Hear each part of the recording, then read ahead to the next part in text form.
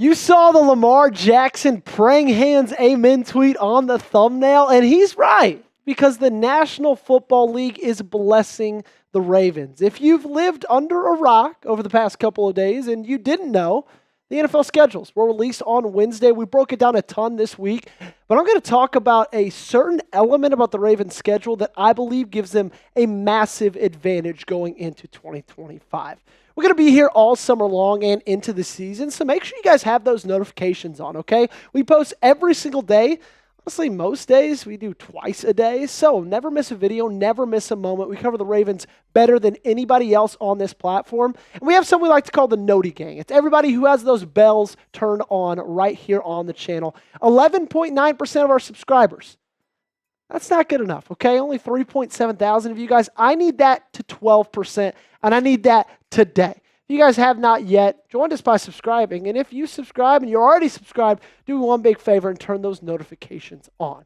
All right, let's get into it about how the Baltimore Ravens have been blessed with their schedule. First, we got to take a look at what that schedule is.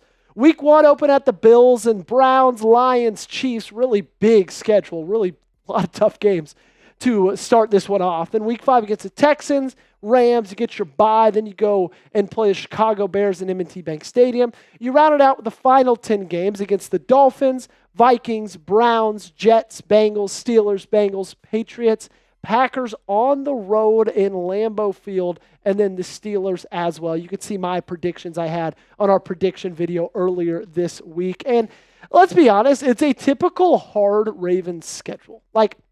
It's not like, I see a lot of people complaining like, oh, this schedule's so dang hard. It's like, that's kind of it every year. When you're the best, when you win your division, you have to play a first place schedule, and you also play in one of the toughest divisions in the National Football League. You're in the AFC North. You have to play the Bengals twice a year. You have to play the Steelers twice a year. That's just what it is, okay? But I will say, after the first 4 weeks, which are a gauntlet, Baltimore is favored in every single game. So yeah, it's a hard schedule, but guess what? You're a good football team. You can beat other good football teams because most likely you're better. And this is what I'm talking about. The Lions, right? You are not the favorite against the Bills. You are the underdog, plus 1.5 points. Very, very close. You're also the underdog against the Chiefs in week 4. But then after that, favored against every other opponent you play. As big as an 11.5 point favorite right now against the New York Jets. Almost a 10-point favorite against the Pittsburgh Steelers in week 14. Almost a 10-point favorite against the New England Patriots in week 16, okay? So, yeah, you got a tough schedule, but you're supposed to win a lot of those games. I expect this team to win a lot of those games. And we've talked about this before, but I got 3 big takeaways for this schedule. You got to play 9 games against teams that made the playoffs in 2024. Yeah, that's hard. 3 straight road games and 3 straight away games at different points in the year is a little bit strange. And also, 3 of the last 4 games are on the road. But also, 2024 was a tough year, schedule-wise, and you went 12-5. You didn't have your bye week till week 14. 14 weeks to the season until you got your first bye week. You had to play 3 games in 10 days. Giants, Steelers, Texans on Christmas. And then you're playing 9 games against teams that made the playoffs last year. Last year, you played 10 teams that made the playoffs in 2023. And your opponents had a .536 win percentage, okay? So sure, it might be tough this year, but it was tough last year, and you did just fine because this is a good football team. There is one similarity between the 2 schedules, though. What we like to call rest advantage. And we actually talked about this in September or August of last year. It's basically how many rest days are you up or down after your entire schedule, okay? So how many days do you get more rest than your opponent, basically? And right now, Baltimore is sitting at 5. I say right now, it's not going to change because that's the schedule. They are in the positive, which is a massive, massive advantage. Here's the history of it. Historically, rest advantage has been thought to boost performance. For example, in 2023, teams with a rest advantage had a 52% win rate. Before 2011, bye weeks gave teams a significant edge, estimated at plus 2.2 points per game, largely due to extra preparation time. And so Rest edge, in my opinion, is something that helps deep into a season. When you're in week 15, week 16, week 17, when all the excitement of the football season being back is gone. Guys are injured. Guys are tired. That's when this helps. That's when this kicks in. When over the course of the year, you've statistically gotten more rest than all your opponents have.